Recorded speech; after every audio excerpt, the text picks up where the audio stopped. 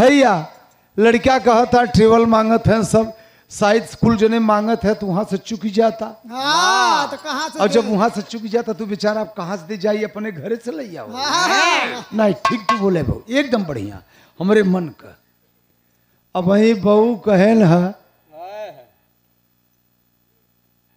साच कहताटी पीर उठताटे पता नहीं का उठत रहल भैया या पीर उठताटे साच कहतानी और जैसे चूहे महुआ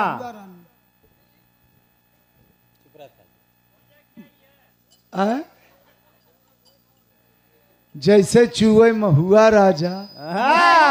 चूहे उनकर जवानी। हाँ महुआ के दैया जवानी चूहता।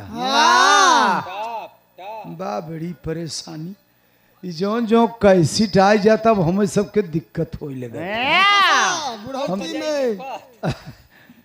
भैया हो बड़ा बढ़िया ये गीत कोनो लड़की चिल्लान बात चिल्लात बेचारी पूरा दुनिया के हैं। एक लड़की पहलवा चिल्लात रही सूरज आयल सुहागरात जहिया तो पार पार बोले चर भैया ले जा बंगलिया सूरज और तब लैयाव आयर बाजार से दवैया ये भाला हमके गजब हो गया। एक लड़की एकरे पहलवा चिल्लान रही के करा पर करब भौजी अब की परब। अरब गईले ना। हाँ सैया अरब गई। हाँ सैया अरब गए ना। वो बेचारी कुछ दिना चिल्लान पता नहीं अब कहाँ नहीं। वो चिल्लाते चिल्लाते थक गई तब से बिचवा में खे लड़की फेरी आई गई। अब कह गई ले जब से बाहर याद आवे चुप रे हम गावत थोड़ो हाँ बतावत हूँ याद आवे बार बार हो निपोरी बन के उड़ी गईले। अब बताओ अब ओकरे बाद अपने पति के कमी कुल निकाला था। सैया जी का चश्मा वही डब्बा में भुलाई गईले। अब बताओ अब ओकर पति मान लग गलती से भुलाई गए तो पूरे देश के जनाई दे। हाँ हम कहा बताओ यही कुल पवारा बा। तब से खे लड़की कुछ बिचवा महूर चिल्लात रही नदिया के बीचे जैसे नैया डोलई ओ सही मोर सैया डोले हो। तुम कहा नदी में तो नाव डोले लेकिन एकर सैया जहाँ डोलत रहा वहाँ कौन नदी रही। अच्छा वो छोटकी नदिया एक होत ना भैंसिया जन्म खानी। हाँ देखा भाई सानी बोरत रहा। हाँ धनी रे किसान महाराज। तब से के फिर बीच में लड़की चिल्लान हाय हाय रे सखी पियवा दुलारी। अब वही पगलानी बाबू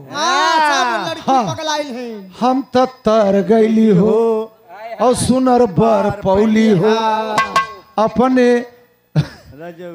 हाँ के संग में संवारी गईली हो ए खुशी रहे नगवा रे सखी पियवा दुलारे। अब पूरे देश के जनावता आय हाय रे पिया बड़ा प्यार करला आय हाय रे। अब सब बेबदा है नु है लड़की सब रटा था। अब क्यों ही नहीं कहेस कि हम त जानी गईली हो दिल से मानी गईली हो अपने स्वामी जी के हृदय में पहचान गई। धन्य प्रभु जगयाप संवारे जय जय जय प्रभु आप हमारे।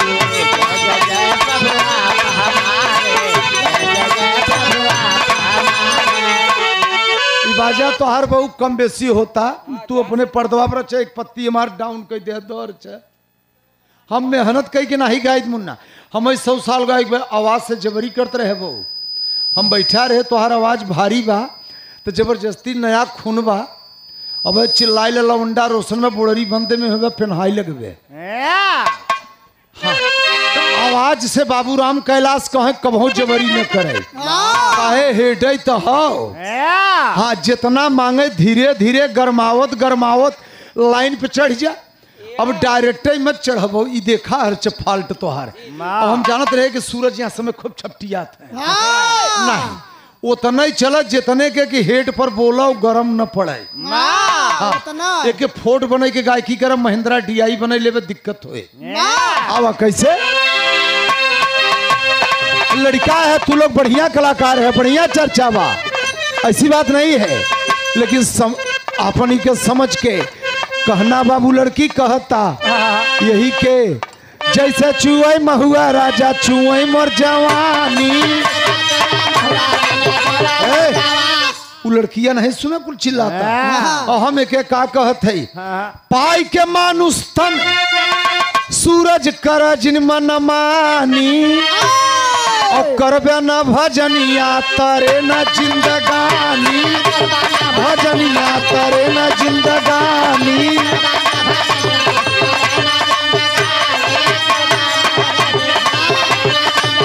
हुआ काम न दे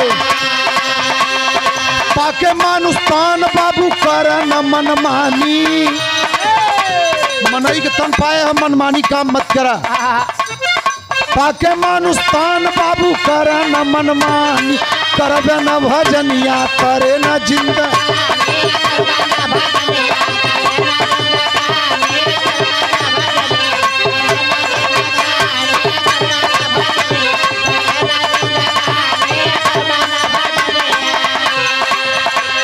ऐसे वो लड़कियां कहता ये पर हम बदल के गाए रहे पकी गईले धान अब लगल बा परान हो जुगाड़ कैल हसिया का बढ़े सम्मान हो जुगाड़ पर्दा सही रे पर्दा उल्टा सीधा नहीं।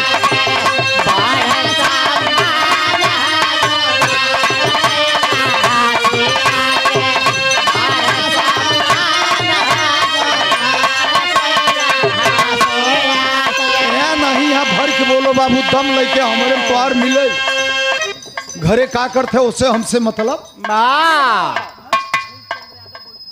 अच्छा गोईठाहा के माटी से बाबू फूलचंद यादव जी 100 रुपए का पुरस्कार दिए हैं बाबू के बहुत बहुत पहले प्रणाम नमस्ते बा यही के हम बदल के गाँव जो चिड़ैया बन के उड़ी गई हाँ याद आवे बार बार हो हमार मेहरारू कहे पकी गईले धान अब तो लगल बा परान हो जुगाड़ कैले हंसिया के बढ़े सम्मान हो घरे में पौआ सवैया रखे रह तब न नहीं बतब ऐसे वो लड़की एक ठे कहता और का कहता कि झारत बबाल सैया जी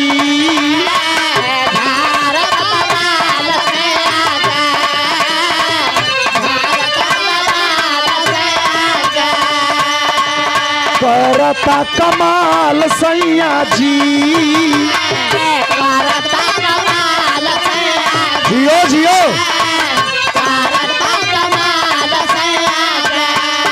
बगली से निकाल सैया जी बिछावता रुमाल।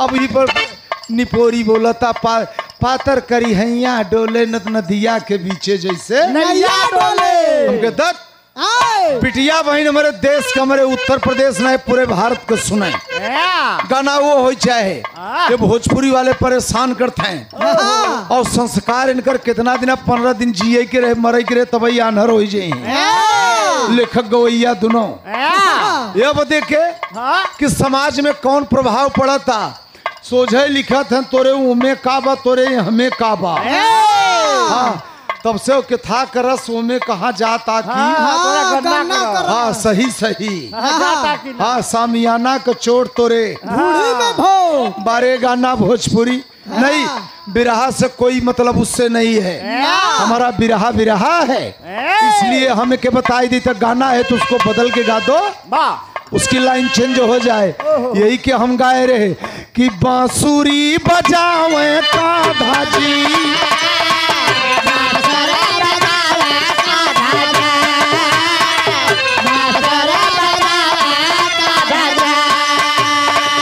गगरी गिरावे कान्हा जी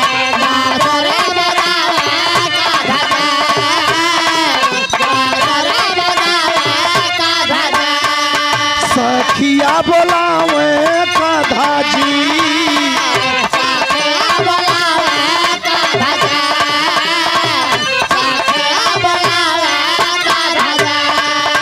रसिया रचावे कान्हा जी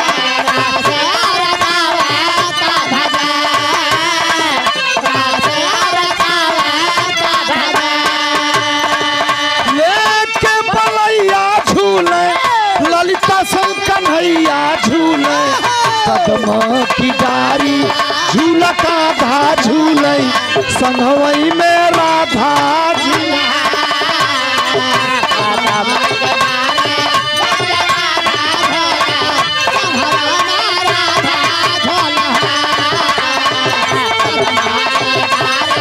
झूला राधा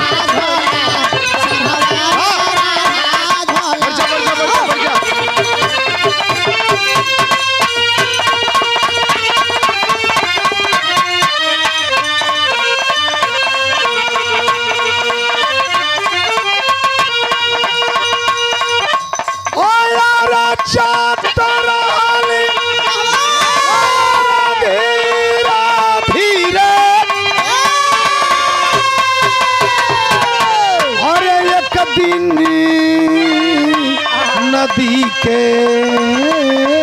तीरे अपने आँखी देखली मोहवा से बोलबा खाली से गिटगिटाने दे मुड़िया हम गावत है तो सुनो ये हमार हारमोनियम खाली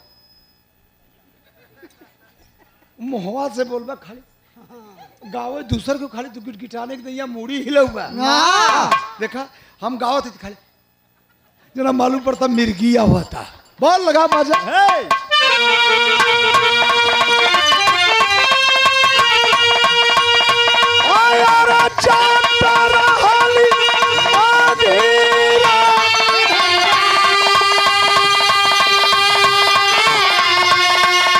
अरे एक दिन नदी के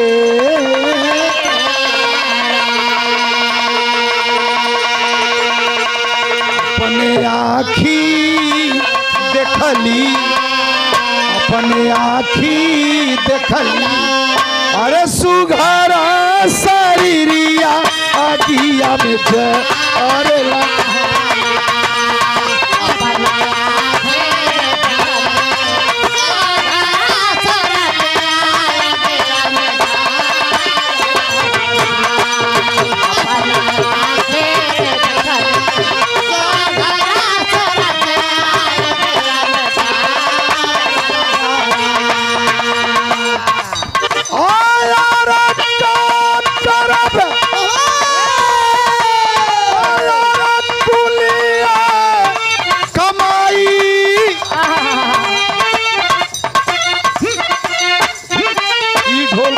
लागे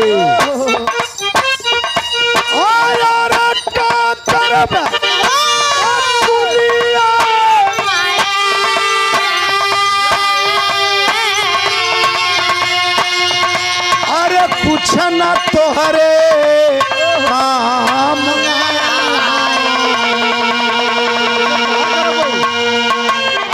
छोड़ दे नहीं सब दे पैसा लेते हैं अपने आँखी अपने आँखी अरे अपन ही बेटुआ दहिया जा रे